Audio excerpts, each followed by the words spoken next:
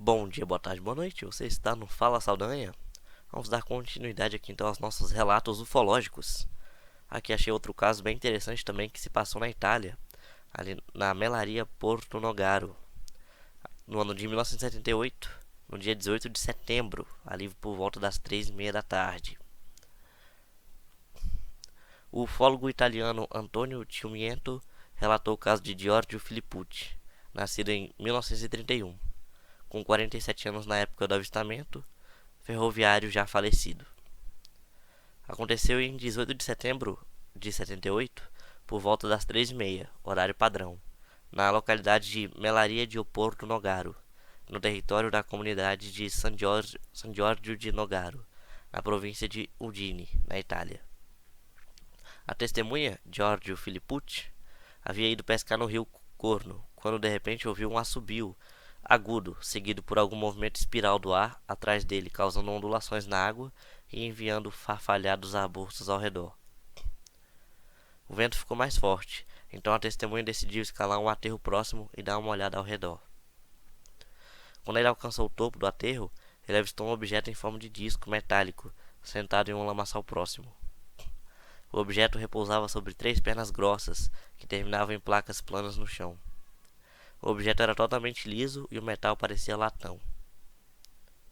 Uma figura então apareceu andando na borda do disco.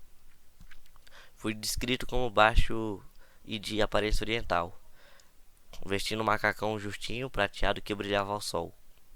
Ele também usava botas escuras. Seu rosto era de cor bronze escuro e ele tinha grandes olhos amendoados. Ao ver a testemunha, o ocupante pareceu hesitar, como se estivesse assustado e surpreso com a presença desta. A testemunha inicialmente pensou em fugir, atirando-se na água, mas o comportamento do ser fez ele desistir. Depois de parar por alguns instantes, o ser voltou a caminhar sobre a asa do disco, com passos flexíveis e ágeis. Então parou para tocar protuberância em forma de meia-lua.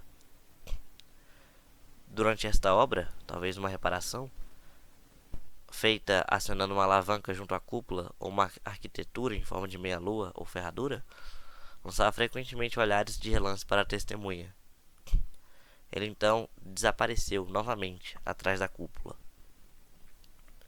Poucos segundos depois, houve um estrondo tão ensurdecedor quanto de um trovão. Um som de assobio e a nave subiu verticalmente, enquanto retraía seu trem de pouso muito rápido. Ele subiu lentamente até 10 metros, emitindo uma chama azulada do fundo.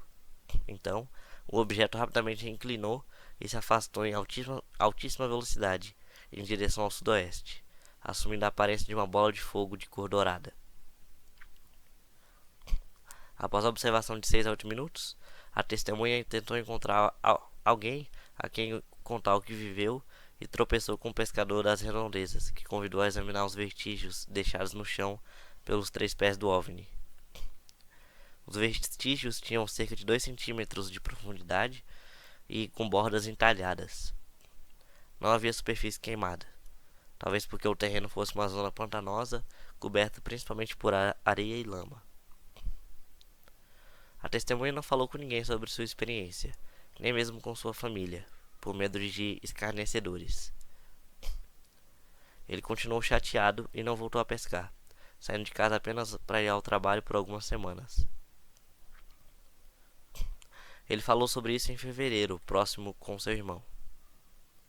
Pensando na experiência, e porque o ocupante era asiático para ele especulou que era um novo tipo de embarcação militar de algum grande país estrangeiro.